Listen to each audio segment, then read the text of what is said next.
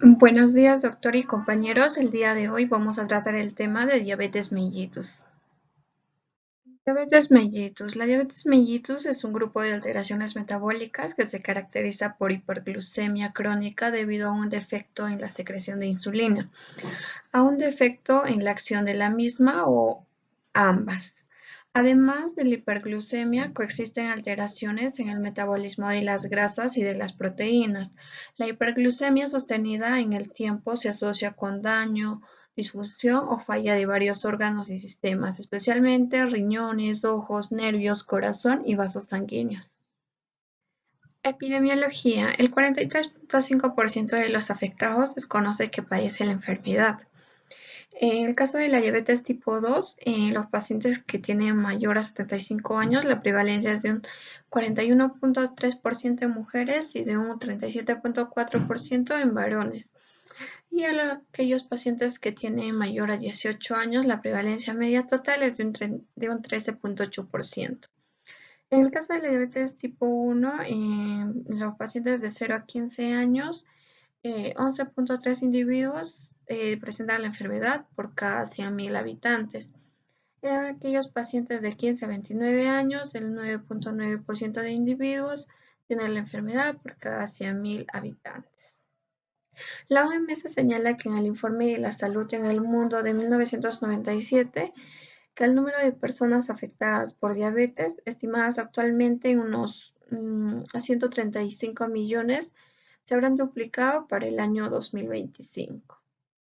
Clasificación. Se clasifica en diabetes mellitus tipo 1, diabetes mellitus tipo 2 y diabetes mellitus gestacional. La diabetes mellitus tipo 1, su característica distintiva es la destrucción autoinmune de la célula beta, lo cual ocasiona deficiencia absoluta de insulina y tendencia a cetoacidosis. La diabetes mellitus tipo 2 es la forma más común y con frecuencia se asocia a obesidad o incremento de la grasa visceral. Muy raramente ocurre cetoacidosis de manera espontánea. La diabetes mellitus gestacional, esto agrupa específicamente la intolerancia a la glucosa detectada por primera vez durante el embarazo. La hiperglucemia previa a las 24 semanas del embarazo se considera diabetes preexistente no diagnosticada. Signos y síntomas. Existe una tríada característica de diabetes conocida como las 3Ps: polifagia, que es tener mucha hambre; polidipsia, mucha sed; poliuria, orinar mucho. Además, se asocian otros síntomas como la pérdida de peso a pesar de comer mucho, cansancio, visión borrosa, hormigueo o entumecimiento de manos y pies. También puede presentarse infecciones fúngicas en la piel que van a ser bastante recurrentes.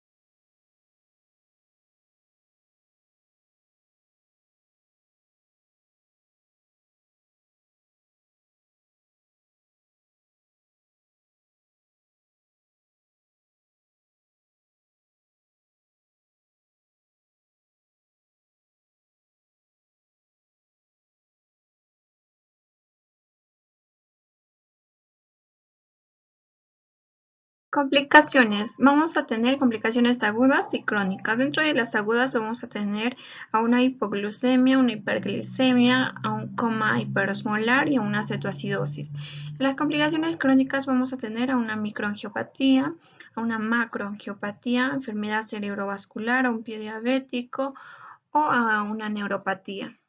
Fisiopatología de la diabetes tipo 1. El principal gen de predisposición a la diabetes mellitus tipo 1 se va a localizar en el HLA del cromosoma 6.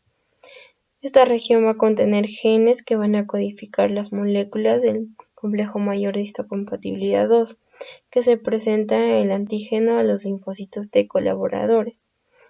Al inicio de la reacción inmunitaria se va a dar por una insulitis, que va a dar un aumento de anticuerpos contra las células de los islotes de Langerhans a un 85%. También va a haber linfocitos activados en los islotes, linfocitos T que van a proliferar cuando estos son estimulados por proteínas de los islotes. También va a haber una liberación de citocinas en el seno de la insulitis. Fisiopatología de la diabetes tipo 2. Aquí se va a dar por un septeto, que va a conllevar a la disminución de la secreción de la insulina, disminución del efecto de la incretina, va a haber un incremento en la lipólisis, un incremento en la reabsorción de la glucosa, resistencia a la insulina, que va a haber una disminución de la captación de la glucosa, incremento en la secreción del glucagón, esto se va a dar por las células alfa, un aumento de la producción hepática de la glucosa. En las células beta se va a producir menos insulina. Ahora, según el diagnóstico para la diabetes mellitus, se da por una glucemia basal menor a 126 miligramos por decilitro. Es más de una ocasión. También se va a dar una glicemia venosa mayor a 200 miligramos por decilitro en sujetos con síntomas metabólicos. Va a haber una glucemia plasmática mayor a 200 miligramos por decilitro a las 2 horas de la sobrecarga oral de la glucosa. Una hemoglobina A1C que va a ser mayor a 6,5% utilizando una técnica de laboratorio estandarizada y confirmando con hiperglucemia. Según la tabla de diagnóstico del laboratorio de diabetes mellitus, se da una glicemia en ayunas en forma normal cuando es mayor a 100 miligramos por decilitro. En las alteraciones se va a dar igual o mayor a 100 miligramos o menor a 126 miligramos por decilitro, que va a conllevar una glicemia de ayuno alterada, y va a haber diabetes cuando es igual o mayor a 126 miligramos por decilitro.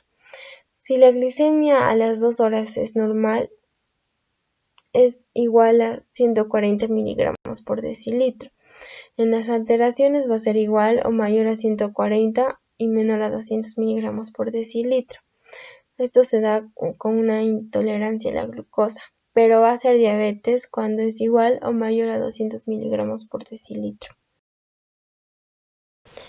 En el tratamiento es importante reconocer que todas las sulfonilureas son igual que efectivas para disminuir la glucosa sanguínea, cuando estas se van a administrar en dosis equipotentes. Las RAMs de todas ellas también son las mismas. Según su clasificación cronológica, se dividen en 3. De primera generación está la tolbutamida, la cloropamida, la tolasamida, la acetohexamida.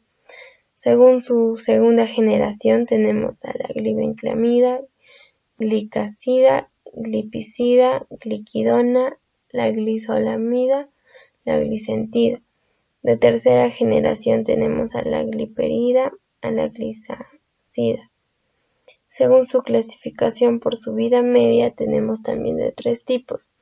Ahí están las sulfonilureas de vida media breve, que están dentro de ellas la glibenclamida, la tolbutamida, la glipizida, la gliquidona, la glicalamida.